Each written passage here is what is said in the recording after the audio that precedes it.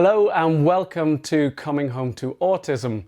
This week we're going to be speaking a little bit about Dylan's diagnosis, how we both felt at the time and ultimately how that affected our relationship. How did I feel when I first heard about Dylan's diagnosis? It obviously hit everyone, like both myself and Tara, like a ton of bricks, but I think part of me wasn't that shocked in that we knew something wasn't quite right with Dylan.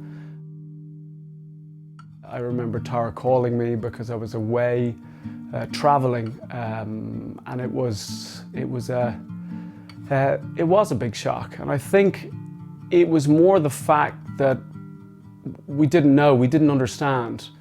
We had no knowledge of what autism was, and 7 years ago now, a lot has changed. I'd like to think that if we knew then what we knew now, we would not have gone through years of all this kind of pain and anguish. Andrew dealt with the diagnosis, I think, pretty badly. He kept saying that Dylan needed more discipline, that I needed to be a bit stricter with him, that I was letting him get away with things and that he would just have to suck it up because that's how we were raised, right? I was in denial, for many years. It's probably taken me, the full 7 years certainly 5 years to come to terms with it. And even now I'd say I'm probably only 95% having come to terms with it. But at the time I certainly buried my head in the sand a little bit. I took the opinion that it wasn't as bad as some people were making out. It's fine, everything will be fine, what's all this fuss about? And Tara was fantastic, she dedicated herself to trying to understand autism, what the spectrum was, what we could do to help Dylan, and it became her absolute life goal. I threw myself into autism, everything to do with autism. I got every book, I went on YouTube, I did everything possible. I did diets, I did therapies, I went to every community-based nursery, play group you can think of. I spoke to other parents. I armed myself with all this information and I threw myself headfirst into it. I became me and Dylan in our bubble, and no one else existed. Andrew didn't exist in our bubble. It was me and Dylan. We were doing the work. We were going to speech therapy. We were going to occupational therapy. We were going to the nursery groups. Andrew just buried himself in work and would come home later than usual. He avoided, maybe I shouldn't say he avoided. I guess looking back now, I didn't let him. Tara was so protective of Dylan, or overprotective of Dylan. It was hard to get involved, or it was hard to give a point of view. And I think as a result of that, I probably took the easier route, which was, okay, I'll just work hard, pay the bills, be the provider, and we'll all get through this. And I think, any hard emotional situation, we all latch on to something we feel comfortable with and sometimes obsess about that to help us get through it.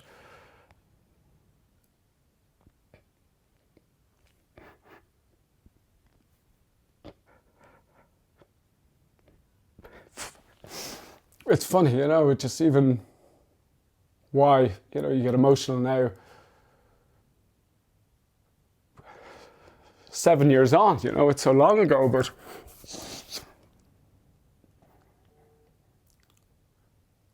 it was hard at the time. And as Dylan didn't really speak till he was about 5 years old, I really struggled in those early years to connect with Dylan. I think in some circumstances I even felt sorry for myself in that, I didn't have those moments of taking Dylan to the park to kick a football around. He never wanted to do that, or the first ride on the bike. And I felt utterly robbed of these, and I kind of felt sorry for myself. I knew what Dylan liked and what he didn't like because Dylan was non-verbal. I knew what he wanted. This right? I start crying. I knew what Dylan wanted because even though he had no words, I understood him, and I felt Andrew didn't. And it wasn't Andrew's fault because Andrew had to go to work, and so the sole responsibility of financially laid on his shoulders. Tara's life was everything autism, and Dylan and my life was everything about working long hours, and we started to drift apart. I remember I was obsessively going to the gym, and in some parts drinking obsessively. We argued who was going to get up with Dylan in the nighttime because Dylan wasn't sleeping. He was awake all night. I was with Dylan all day apart from the times that he was at nursery, and it was just me and Dylan. So when Andrew came home, he was growing further and further away from us. I blamed Andrew a little bit. Andrew has ADHD, which he had from a child. I guess part of me, if I'm going to be honest, thought, well, ADHD, it's on the spectrum. Maybe, you know, it must be, maybe you gave it to him. Maybe you did this. And then I thought, was it because then I was stressed? I blamed myself. I thought, did I eat the right foods? I got too stressed, you know, because in the news and in the media, there's so many different things on why your child has autism, and it got me into a really bad place. And I got very down and angry, and that anger didn't benefit anybody, and it certainly didn't benefit myself and Andrew's relationship. We then got into that pattern of, you know, whose life was harder, who was getting less sleep, who was getting more sleep, and you descend into that petty bickering over the smallest of things when you're both just trying to do the right thing. We had decided to have another child because we wanted to give Dylan a friend. We thought that if Dylan was going to have a hard time socializing and a hard time making friends, that the best thing we could do for him was to have another child that would always be his friend, because we come from big families. My siblings are my best friends, and I wanted that for Dylan. It was the best thing we ever did, was to have Luca. But at the time, new baby, a child who was really struggling, a relationship that was already breaking down, the writing was on the wall. It was probably the hardest conversation we've ever had to have. We sat down with each other and I said to Andrew, I'm beginning to hate you. Myself and Tara grew apart to the point that we separated because we didn't want to be bickering. We didn't want to be around our children in a negative environment and be negative around our children. And our story is not uncommon. 80% of relationships who have a child with a disability end up separating. And Andrew and I were one of those statistics. We decided that I would stay in the house because Dylan knew the routine. So it was very hard on Andrew. He had to move out. It was important that we kept some structure on the family. Yeah. Thank you, Daddy. You know, both Tara and I come from separated families in the sense that both our parents got divorced. You know, mine when I was 7 years old, I think Tara when in her late teens, and we never wanted that situation where family didn't have support or our children didn't feel that they had the support of both parents. We decided to keep Sunday as our family day. We would meet up with the kids. We'd either go to the park with them. We did one week on, one weekend off. Even though myself and Tara weren't together in a relationship, there was no reason why we couldn't still have a family structure so that the children felt that love and felt that strength from both parents. And I think that's so important. And over that time, we became friends again. And we both got help for our relationship side of things, and I realized that I was pushing Andrew out. I realized that I did make a bubble and I had no space for him. I spoke to a psychotherapist, spoke to many friends, took up meditation, tried to create some inner calm and perspective, and to really appreciate how it was for Tara to try and come to terms with the reality that was our son's situation. And it was at that stage that we realized that we both needed to make changes. if we were going to be good parents to our family, you know, separated or not, we still wanted to be a family. I didn't really give him a chance because I wouldn't give him a chance to be with Dylan because I didn't trust him. I thought I was the one who could look after him, not Andrew. And it probably wasn't the right way to be, even for my own well-being and my own self. I forgot myself. I totally lost myself. I think that in the early days, certainly, I didn't deal with it in the right way. You know, I got frustrated with Dylan, you know, tried to discipline him. And what you learn is you can't discipline a child with autism in the same way you would a neurotypical child. And it's particularly challenging because any child will challenge your sense of reason on a good day, and an autistic child will certainly do that, you know, and more. But I think as I've learned to understand autism, as I've learned to come to terms with it, you know, you learn to let go, you learn to allow yourself to approach it in a different manner. We soon realised that we did love each other. Obviously, we're now married with another baby, but no one loved Dylan the way I did, only Andrew, because Andrew's his dad, and he's a good dad, and he's a good person. And you know what, seeing Andrew and Dylan's bond grow over the past few years is really amazing, and it's something that Dylan needs. I remember, you know, the one thing that Dylan loved to do was to go to the park. He loved to go on the swing, but that became our thing. Just go to the park, swing, fresh air, and do something together. And it kind of grew from there.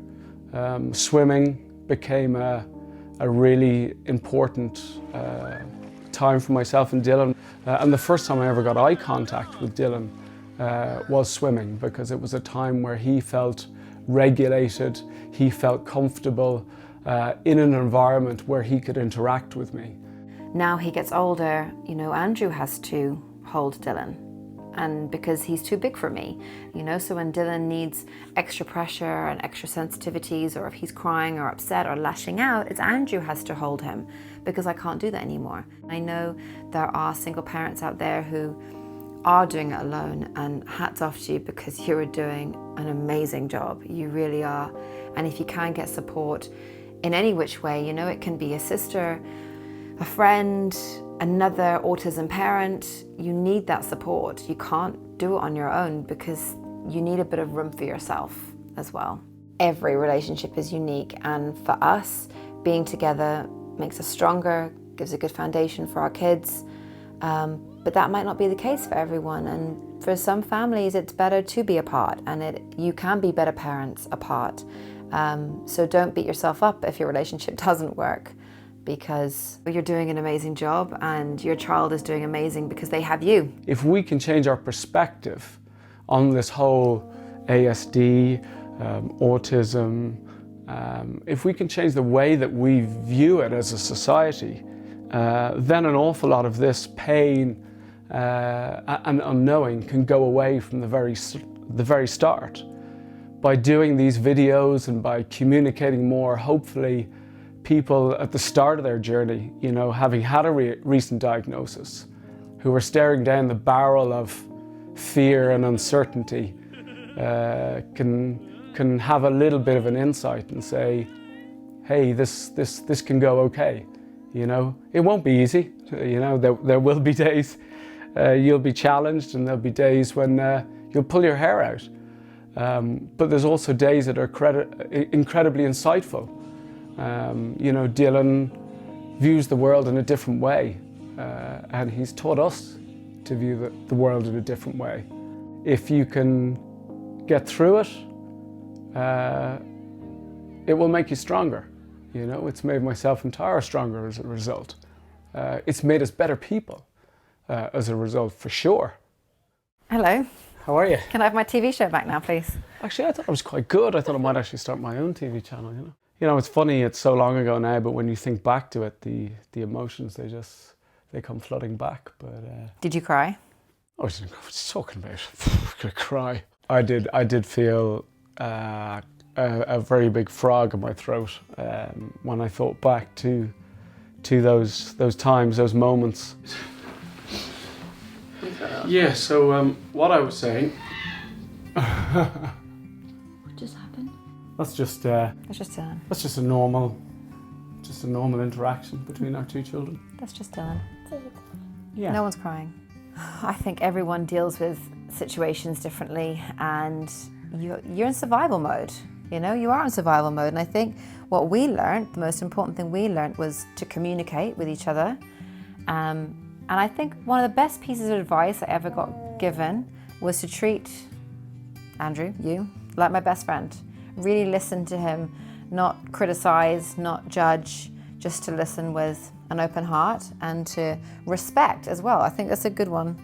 We are trying to learn about each other as well as our children, trying to do a balancing act, which isn't always easy. And we hope that by hearing both our perspectives, it might give you a bit more understanding from where the other sex is coming from.